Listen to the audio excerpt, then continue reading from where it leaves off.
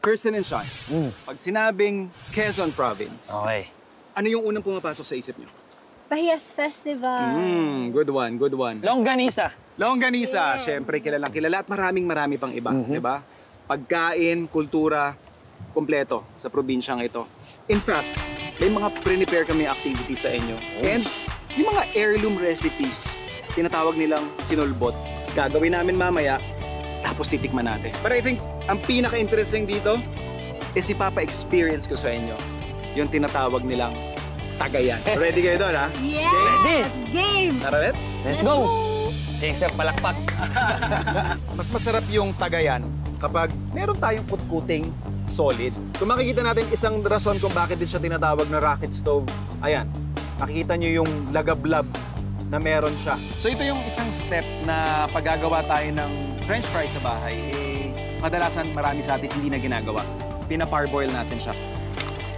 So for our fish dish, gagawa lang tayo ng lambanog batter. Saka natin i-dip yung ating isda, diretso sa ating deep fryer. Parang pag inom mo, maaamoy mo yung cheese kasi tsaka yung coconut eh. Yeah. Parang medyo di mo i-expect na matamis yung iinumin mo. Sarap pa. Nag-umpisa ito dahil ito ay bahagi ng aming karanasan ng pandemya. And then when we started it, sabi ko, we have a small property here in Quezon. So we decided na magpatayo dito ng bahay. It's a farm-to-table na tahanan na everything will be provided by the backyard. And then eventually we decided na let to speaking yung mga produce namin. Pansin ko, sir, continuous yung grow lights mo? Yes po. Bali, ang inaano namin, simula umaga hanggang 10 p.m. Kasi ito ay naka-vertical.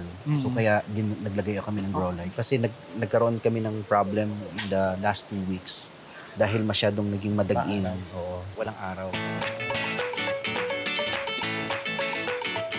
Nakita nyo kanina, isa sa mga gagawin nyo dito sa Mount Banao View Deck and Cabin is kayo yung harvest ng vegetables nyo and mga ingredients na ginagamit nila. So, siyempre, isa sa mga dapat nyo talagang gawin dito is kayo yung gagawa ng sarili nyong salad.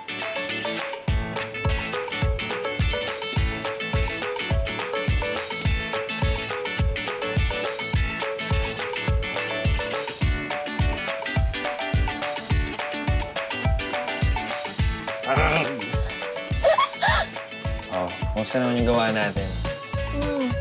Okay ba? Dapat lang tayo gumawa niyan. Okay na, girl.